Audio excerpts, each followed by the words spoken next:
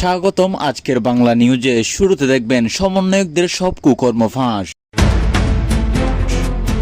এরপর দেখবেন এনসিপি নিষিদ্ধ করে দিল রাষ্ট্রপতি শাহাবুদ্দিন চুপ্পু। সেনাপ্রধানের নির্দেশে যে কোনো মুহূর্তে পদত্যাগ করতে পারে ডক্টর ইউনূস। বিদেশিদের সঙ্গে গোপন চুক্তি করার জন্য আপনাকে ক্ষমতায় বসানো হয়নি বললেন রিজিবি ডক্টর ইউনূসকে। নির্বাচনে কোনো দলকে সাহায্য করতে পারবেন না বললেন সিসি। বিএনপির পাদে পা দিয়েছে ডক্টর ইউনূস বললেন জামায়াত ইসলামী সেক্রেটারি জেনারেল মিয়া গোলাম। এবং সর্বশেষ দেখবেন 24 ঘন্টার মধ্যে দেশে ঢুকতে পারে সাবেক প্রধানমন্ত্রী শেখ হাসিনা। এতক্ষণ শুনলেন সংবাদ শিরোনাম, এবার বিস্তারিত। এবার বিএনপির সিনিয়র যুগ্ম মহাসচিব রুহুল কবির রিজভী অন্তর্বর্তীকালীন সরকারের প্রধান উপদেষ্টা অধ্যাপক মোহাম্মদ ডক্টর ইউনূসকে উদ্দেশ্য করে বলেছেন, চলতি নভেম্বরে ডেঙ্গুতে আক্রান্ত হয়ে 53 জন মানুষের মৃত্যু হয়েছে। সারা দেশে ডেঙ্গু চিকুনগুনিয়া ভয়ঙ্কর আকার ধারণ করেছে। ডেঙ্গু নিয়ন্ত্রণে আপনার সরকার কি ব্যবস্থা নিয়েছে? আপনার সরকার এসব দিকে নজর না দিয়ে শেখ হাসিনার মতো গোপন চুক্তি করেছে। বিদেশিদের সঙ্গে গোপনে চুক্তি করার জন্য তো আপনাকে ক্ষমতায় বসানো হয়নি।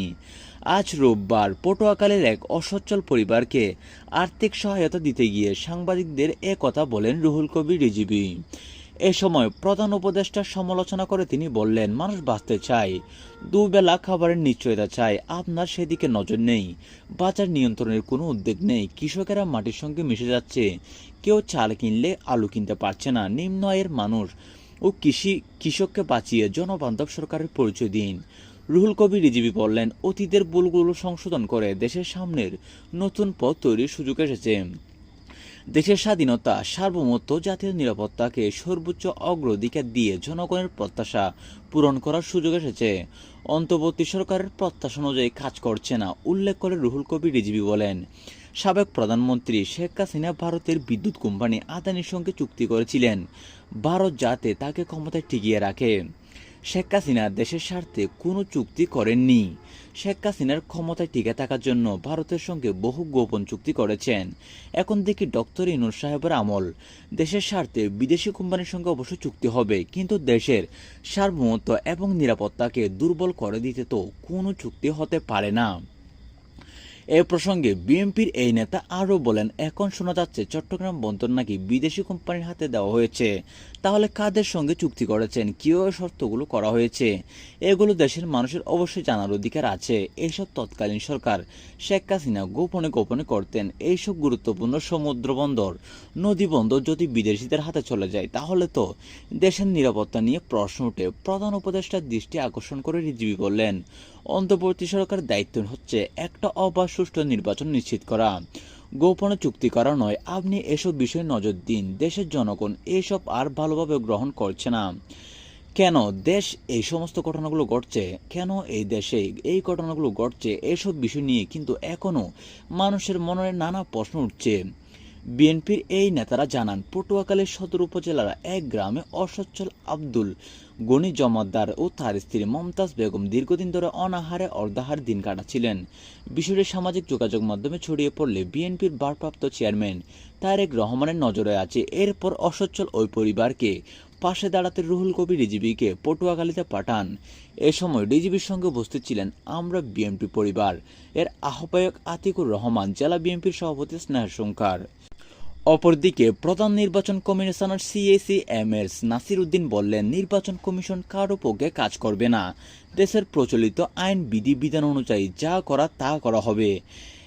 এম এস নাসির উদ্দিন বললেন, অনেকে মনে করেন আমার পক্ষে কাজ করলে উনি নিরপেক্ষ, কিন্তু আমরা কারো পক্ষে কাজ করতে পারবো না। এটা পরিষ্কার করে বলে দিচ্ছি, কারো পক্ষে কাজ করতে পারবো না। আমাদের বিবেক দেশের প্রচলিত আইন বিধিবিধান যা বলে সেটাই মেনে চলবো ইনশাল্লাহ।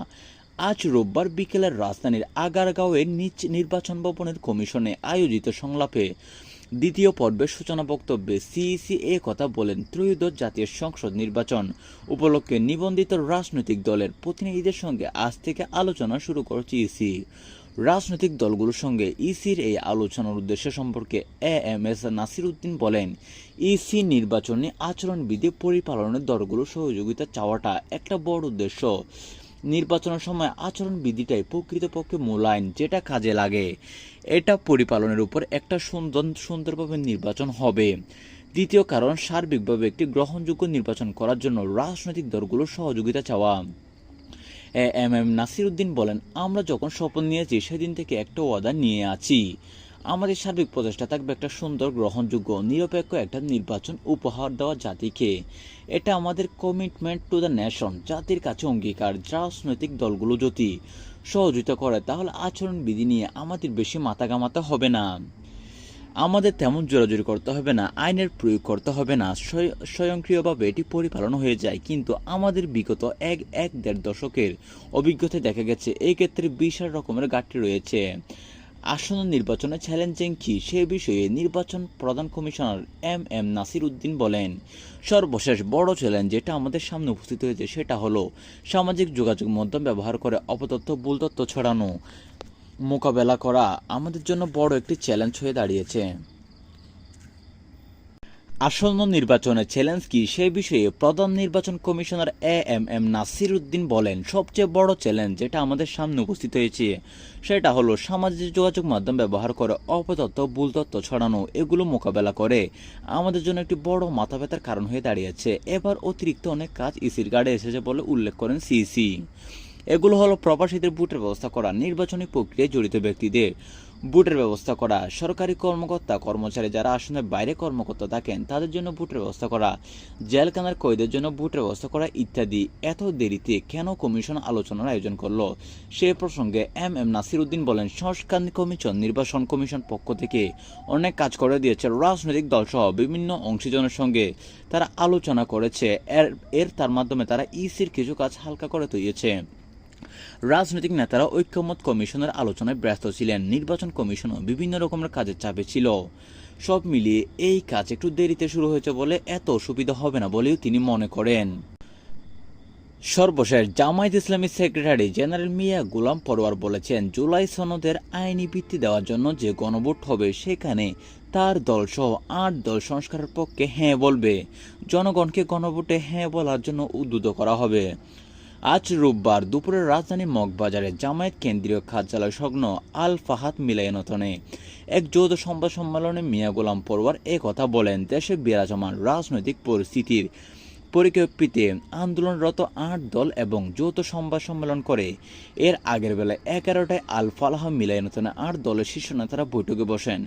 এরপর সংবাদ সম্মেলন করে বলা হয়, সংবাদ সম্মেলনে গোলাম মিয়া পরোয়ার বলেন, ৮ দল শুরু থেকে সংস্কারের পক্ষে, কিন্তু গুরুত্বপূর্ণ মৌলিক সংস্কারের অনেক বিষয়ে একটি দল বিরোধিতা করছে। তাই জাতিকে সংস্কারের পক্ষে হ্যাঁ ভোট দেওয়ার জন্য আহ্বান জানানো হচ্ছে সবাইকে, অর্থাৎ সব দলকে।